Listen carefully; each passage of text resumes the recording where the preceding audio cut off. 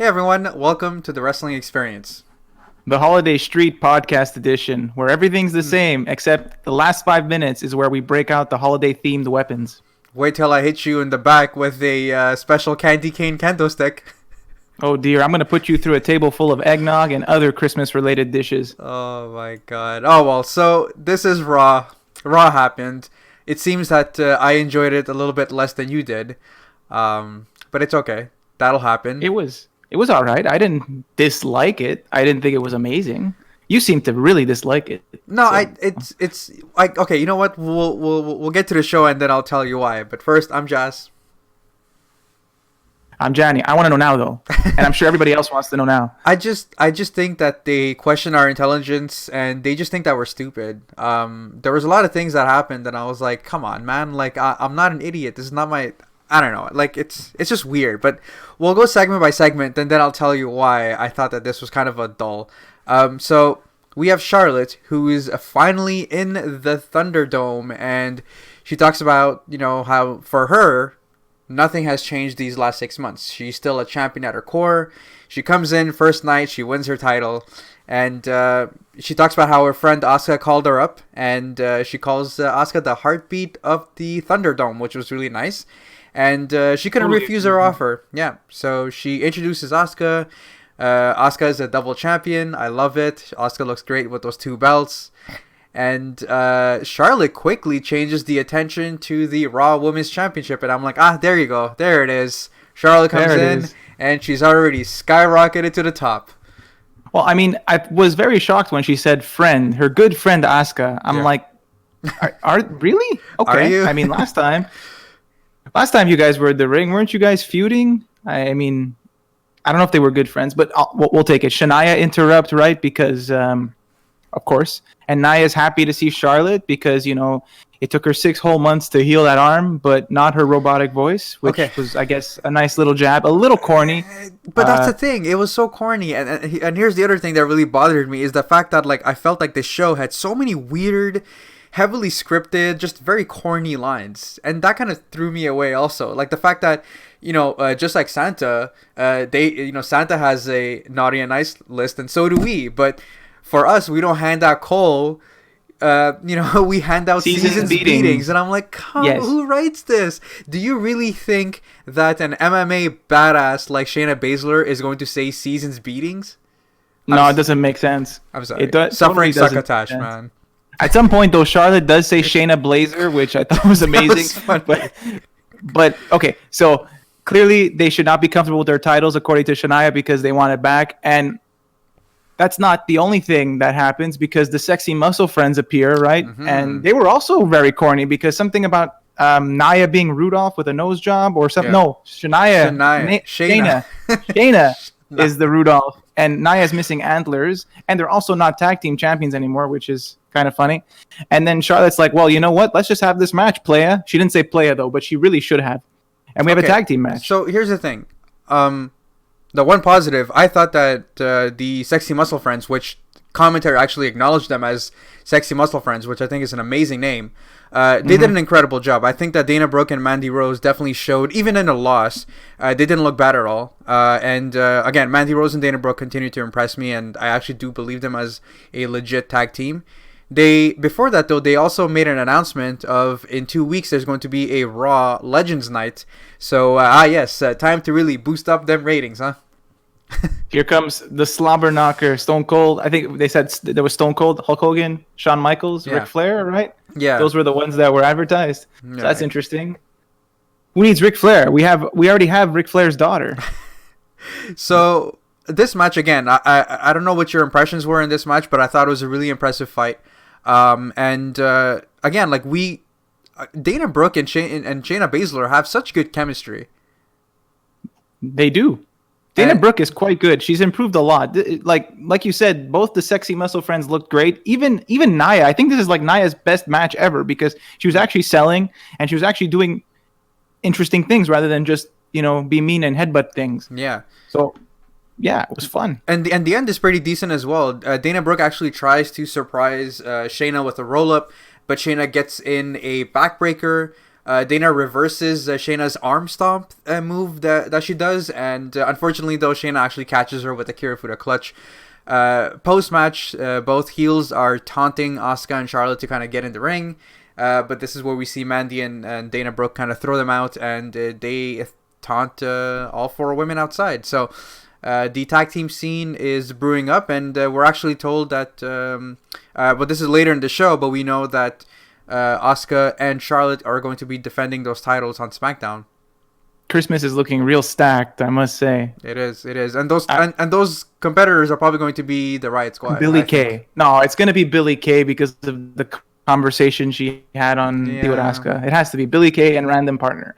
Yeah, right. So, don't need to make the Riot Squad look terrible because like they're not dropping the titles, right? But maybe you're right. Riot Squad's a good pick. They're probably the most deserving anyway. Yeah, so now we have the Hurt Business walking backstage, and they encounter an employee who's wearing the New Day shirt, and it doesn't look good on him, they say. They strip it off him, and they give him something nicer. And I just love the scene of him being too small for the shirt, and the shirt just kind of like overpowering him. But yes. Didn't they also wrap his arms in the shirt, so he was kind of like stuck there? I mean... The black and gold does look better than whatever color that New Day shirt was. It was like pink, blue, was all the colors. Like, I mean, clearly black is very slimming. Colors. Yeah, of course. So black is definitely a good look on most people. So, I mean, you're not wrong. But they are bullying this guy again. But I'm glad that you mentioned that. I'm in all black, and you have like a full-on black background. You know, you're like sitting in the dark.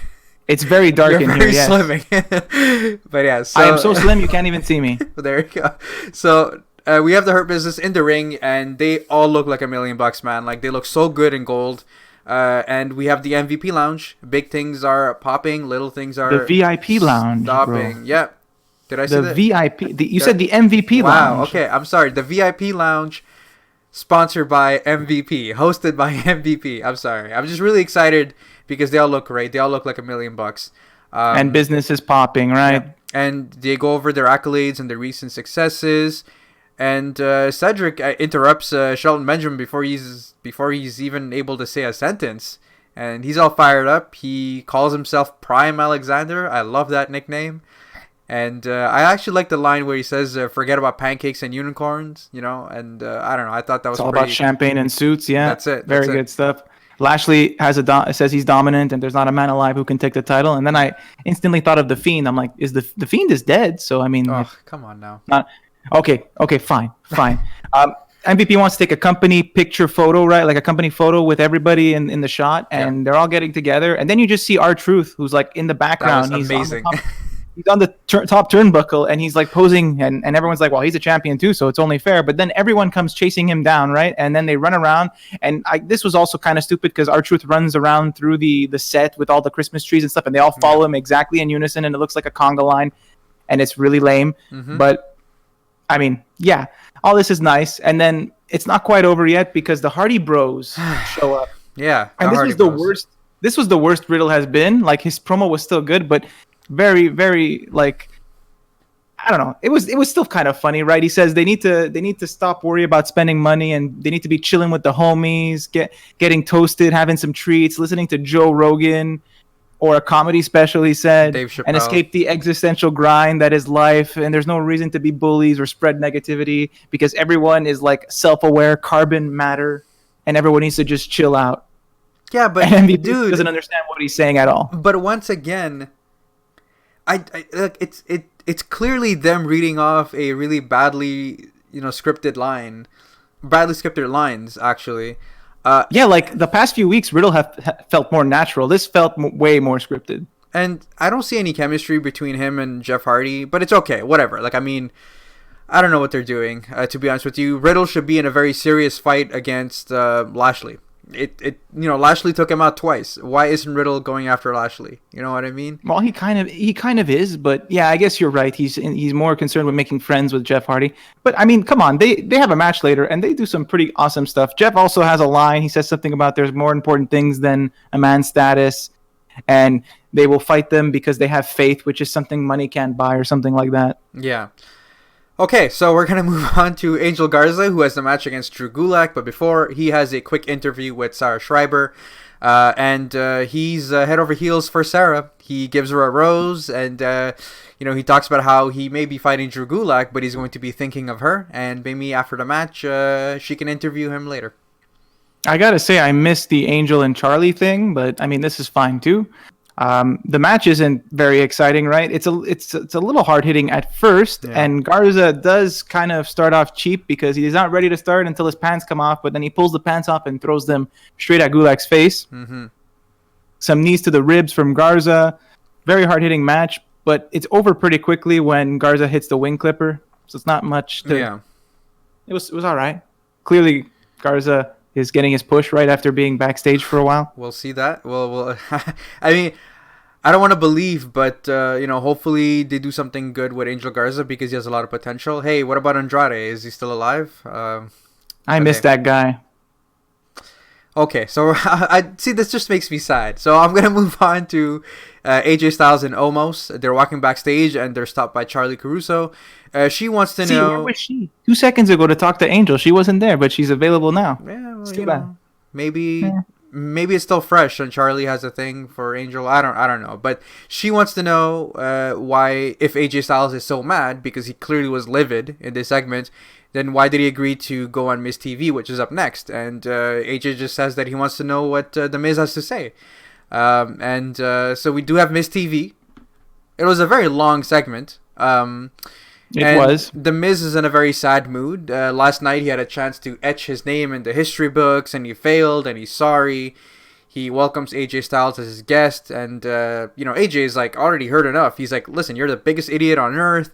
You're selfish. You're incompetent. We both lost against you. We both lost because of you, actually. And then the Miz just kind of lashes out, and he's like, don't you know that? The contract was everything. 10 years ago, I cashed in and I became the WWE champion, and I headlined WrestleMania, and I wanted to do the same this year. I wanted to do it because, I wanted everyone to respect me, yada, yada, yada. Did he say yada, yada, yada? Yes. But he talks about how both of them were robbed last night, and it's the holidays, so he has a special present for AJ Styles, and he wants to give him an opportunity to co-star in Marine 7. I didn't even realize that there were that many movies that were released, but hey, that's great. Remember when John Cena was the star of the Marine for the first two of them? Wasn't Randy Orton also a Marine at one point? Possibly, yeah. I think so. But hey, this was actually pretty funny though, because we see a little poster of the Marine 7, and we see Omos and the Miz, and then you see AJ Styles with a little tiny head of AJ Styles, and Morrison is not even on it. And then this is where this is the comedic gold, because AJ is upset. And he's saying, like, he's obviously upset about that. And he's like, Morrison's not even on it. And then Morrison's complaining. And then AJ's like, he almost wanted a peanut butter and Johnny sandwich. And he's going to show you his Thunder cookies. And I don't know what AJ's saying, but it was hilarious. Thunder cookies is the funniest thing I've ever seen. Yeah. Almost also makes a point. He says that Morrison actually cashed in for Miz, and that's when you see Miz start to make calculations in his brain, and he's like, "Oh my God, I never did cash in," and he wants his contract back. But while this is going on, Drew enters, and I'm sorry, they also have a kind of corny promo. Yes, everything was corny. I'm so glad that you said that. First of all, I really hope that they don't plant the seed of the Miz getting his contract back, like calling up like Judge JBL and getting. Basically JBL being like, oh, cool, yeah, you're right. Like, it's actually Morrison that cashed in. Like, dude, you're not an idiot. Like, the announcer clearly said it, like, out loud on the microphone that you're cashing in. If you had a problem with it, you could have said something then. And they're really going to have to work hard to make that happen. Like, it just doesn't make sense for him to get his contract back. Yeah, and then do you believe Drew McIntyre, Sheamus, and Keith Lee to recite a poem? Like, the Nightmare poem? After TLC, because they were talking about the Nightmare before TLC from last week. It was so bad. But they couldn't remember the finish because they got too hammered, so they'll just make a new finish tonight is their plan, and then they start fighting, and everyone gets beat up. And then it looks like I think Sheamus is going to go for a nice brogue kick, but then AJ drop kicks Lee into Sheamus, and then they run away, and you can clearly see that Sheamus is upset about Lee stealing his spotlight, and Drew is trying to kind of keep things together before everything implodes. Yeah. And even back from the commercial break, they're still arguing, and Drew is upset, saying it was clearly an accident. He tells Sheamus to calm down, and he tries to get Keith Lee to calm down. So yeah, that's a Bruin. They got a street fight tonight, and things are not looking good. I mean, for either team, to be honest. Yeah, and we're gonna go to T-Bar versus Ricochet. Listen, I get the story that they're going with. I'm okay with the story because I think that if Ali has any sort of creative control in this, I think Ali can do something great with Retribution, and I think that Ricochet joining Retribution, I think that could be a decent storyline. The match itself was pretty generic, right? Like Ricochet is doing his high fly stuff, but T-Bar is just way too powerful. Ricochet gets distracted. He does nail Slapjack and he does nail Mace, who tried to interfere. This causes a distraction. T-Bar just nails him. Ollie starts barking at him, saying that he actually belongs with them. Ricochet does get a couple of shots on Ali, but T-Bar just nails him with a knee to the face for the win. Now, what bothers me, though, is I watched Raw Talk last night, or I saw like little, segments of Raw Talk. I didn't watch the whole thing, but I think, honestly, Ricochet delivered the best promo of his life. Like, I mean, I haven't seen his work, like, before NXT and Raw and the WWE, but Ricochet, honestly, like, you need to watch it. It was emotional, it was heavy, and I'm like, why did they not find the 2 minutes on the show to have that and show us who Ricochet is? Because Ricochet talked, he got emotional, man, and Charlie was like, oh man, like, you're actually getting emotional, and he's like, listen, I am gonna have to consider his offer. I have no choice. Like, I'm getting beaten down and everything like that, and I'm at my breaking point, and I'm like, dude, why didn't we see this Ricochet on Raw? Well, it was Charlie that suggested if you can't beat him, join him. So that may be why, that may be what's going to happen. But yeah, you're right. That was a pretty solid, like, unscripted promo, it seemed, from Ricochet there. Yeah, and then at the end of the match, T-Bar does get on the mic, and he talks about how they are his ally, and you either join us or we end your existence. So, who is going to beat allies. Ricochet? Exactly, who's going to beat Ricochet? Allies who end each other. Seriously. Well, at this point, it's either Reckoning, because I think he went through all of them. He did Slapjack, Mace, or Ali himself. Yeah. Yeah. New Day will get a little segment where they say they lost, but they will bounce back. Yeah. So that was pretty much the gist of it. And now we get the Hardy Bros versus the Hurt Business. Yeah, and Jeff is very aggressive early on, right? Yeah, it was a pretty good match too, I found. It was. We saw some great stuff. Like, we saw Broetry in motion together. They teamed up. There was an assisted floating bro, which was really cool. Yeah. I think Riddle used Jeff to propel himself and take out everyone toward the end of the match, everyone on the outside. The finish is pretty nice too, because Jeff Hardy looks like he's going to hit the Swanton. MVP tries to like pull him off. MVP not being the legal man, of course. It was Lashley, but distraction was enough for Jeff to like miss the Swanton. He dodges a spear, almost hits a twist of fate, but then gets put into the Hurt Lock, and Lashley's able to pick up the win there for his team.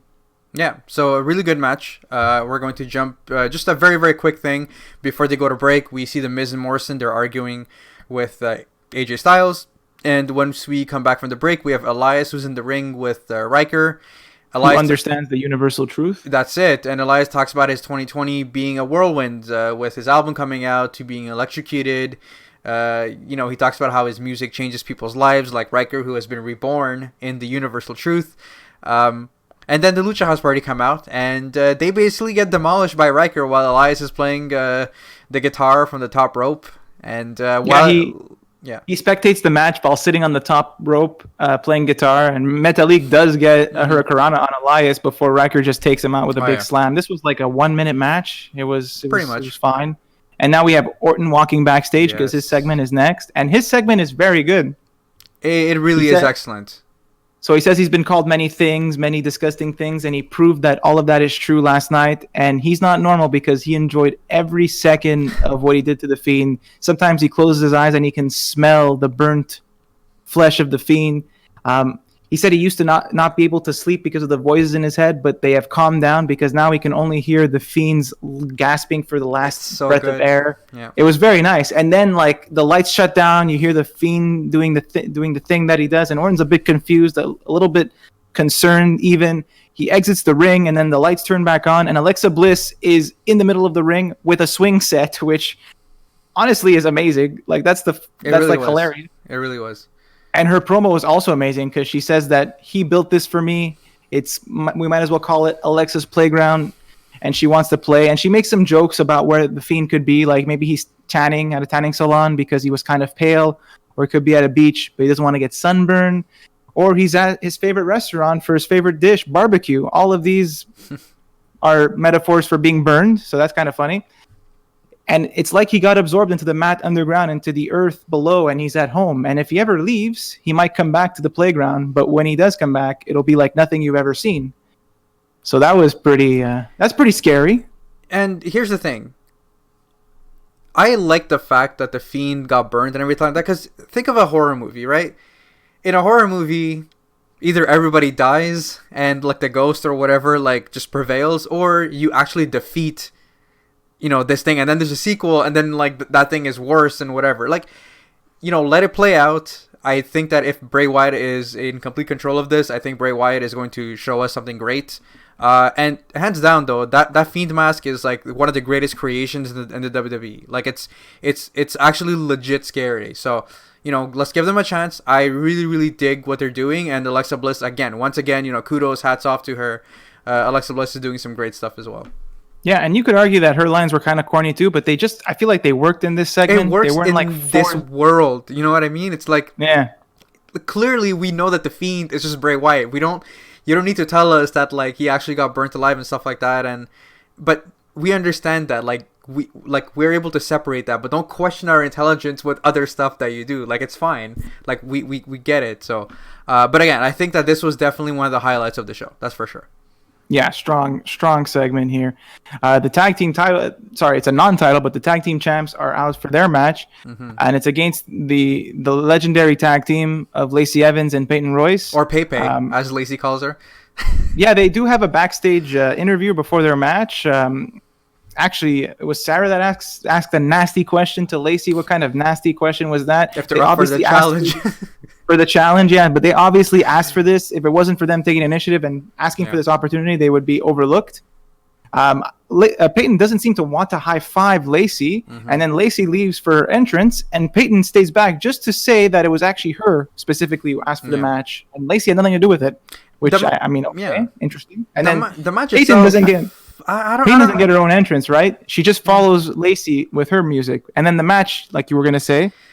Yeah, I thought it was fine, but like, why do you have to chump out why do you have to chump out Asuka? It's like Asuka is being chumped out by Lacey Evans and Peyton Royce, which no disrespect to them, but are arguing, right? They're not even a good team. Like, they're tagging each other in when they're not supposed to. They're arguing about who's doing what while Asuka's getting beat down. Yeah, I agree. Charlotte comes in. Obviously, Super Charlotte. Sorry, let's call her Super Charlotte, because that's what she is. She comes out, she cleans house. Up. And Peyton and Lacey can't seem to get on the same page. They keep tagging themselves in, and that kind of basically leads to like the finish where Charlotte has just had enough. Asuka is fighting off Lacey Evans outside, and she puts Peyton Royce in the figure 8. And somewhere out there, Ric Flair is crying and he's bleeding. Yeah, I will say this though, Peyton did look good in this match. She did lock in a single leg Boston Crab on Charlotte, and Lacey did try to defend that from Asuka, breaking it up, which didn't work, so that was pretty cool. And Charlotte did fail her first figure 8 attempt, and she got rolled up by Peyton before the second attempt was successful. Absolutely. So Peyton got some good offense here. Yeah, and then we have Shania watching backstage, and they're not looking impressed. They were watching, yes, that's a good point. Yeah. And this is where they tell us that they're going to be defending their titles on SmackDown on Christmas Day. We do see...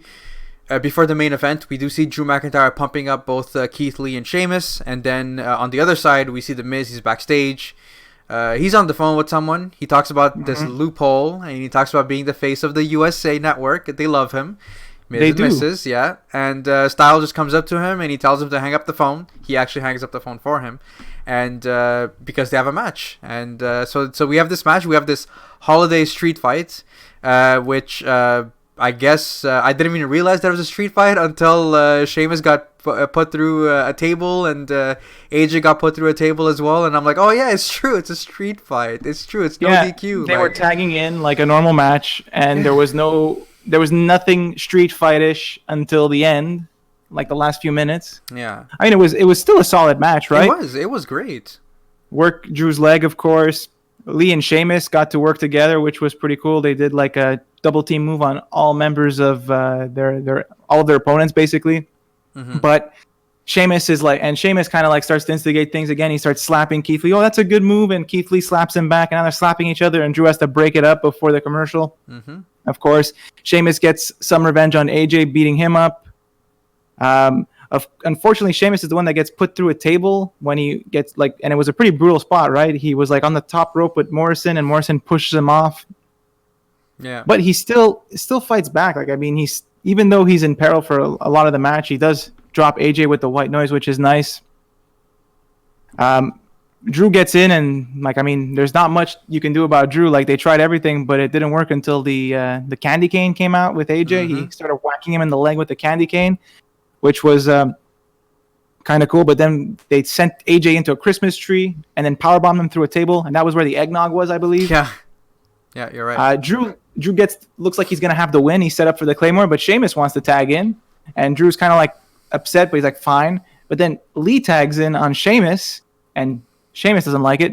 But of course, Lee, and this is great. Lee knocks Morrison, who's on the apron, and he falls directly into Omos's arms. And Morrison's happy that he was rescued, except Omos just drops him in the same way that he dropped Miz through a table. Yeah. I mean, it was better for Morrison because he almost wasn't in the ring and dropped him on the outside, so it was less of a fall for Morrison. And then Lee spirit bombs Miz for the win, and they all celebrate until Sheamus brogue kicks Lee, and then Drew is like mad at him, and the show kind of ends like that. Yeah, so that's basically how Raw ends. It seems that we're finally going to get this Keith Lee and Sheamus feud, which, again, like, probably going to be super good. It's going to be amazing because if you remember the best of 7 series between Sheamus and Cesaro, dude, that was incredible. And I don't even care. Recycle that storyline and have Sheamus and Keith Lee fight in a best of 7 series because they're going to beat the crap out of each other. I can't wait to see have that. Have them become honestly a tag team at the end too. Could be. That's fine. I'm okay with it. So yeah, that was Raw in a nutshell. There were some good things about it. Yes, it is. I was about to say. I was about to say, is Aleister Black with you in this dark room? Let me check. It's so dark I can't even see. Like, do you want me to pick a fight with you or something? Do you want to go turn on the lights as I do a recap or something? No, at this point I'm committed to this all the way. It's so funny. I disappeared in the dark. Didn't you realize that it's winter time here and it gets dark at 4 p.m.? I know I didn't. I completely forgot. How it's okay. Time works. It's okay. You should say hi to Aleister Black for me. I will. So yeah, like this is Raw in a nutshell. Like as I'm talking to you, like I really hope that you understand like my side or like my frustrations. Absolutely. From the these incessant like this horribly written promos and not believable promos. I get that Riddle might say stuff like that, but maybe not to that extent. I did really enjoy Alexa's Playground. I really enjoyed her promo, and then Randy's promo was just straight fire, pun intended. And the super sexy muscle friends, I thought that they did a great job. Once again, Dana Brooke and Mandy Rose continue to impress, and I really hope that they continue on this upward trend. And like we were saying before, Sheamus and Keith Lee, inject that into my veins. Absolutely, yeah. I mean, at this point, I want Sheamus and Lee to be their own thing, and I'm not quite sure who Drew McIntyre is going to face. But I did have a thought. They did that commercial again for the 2020 thing, and when 2020 is cutting a promo, I'm like, that voice sounds very familiar. And then today I thought, is it Braun Strowman? And then I realized Braun Strowman will come back, and Drew McIntyre will probably face him. Right? That's going to be a one-off feud for sure. Probably. I don't think Strowman's going to win though. Yeah. So what were your like if you had to basically give a grade, like a letter grade or a number grade to Raw, what would you give it before we end the show? I'll give it like a 7. It was fine. I also cut them some slack because it's like the holiday week, so they probably just need filler. They have a long build for the Royal Rumble, and nothing is going to actually happen until after. Probably even next week's episode is going to be kind of lackluster, and maybe the one after on the 11th or something, on the 4th of January. Sorry. I'll give you that. I'll give the show a 6.5. I thought it was pretty fine, and yes, I am cutting them some slack even with that grade. Due to the holidays. I just think that they need a better writing team, or just not to write these crappy dialogues. But hey, if you guys disagree or agree, either way, like this video and make sure to subscribe. And leave a comment and let us know what your favorite match was or your favorite segment. And that's it, guys. We'll see you in the next one. Yeah, please leave a like before I get completely engulfed in darkness. Yeah, can you ask Aleister Black if ever he's gonna come back? Like, what is he doing in this dark room? Is he okay? Is he sustaining himself? Like, I would, but the Fiend is also here, and I'm kind of afraid. So, yeah, wish me luck. I'll let you know. I'll be the best journalism I can. Good luck, buddy. Godspeed.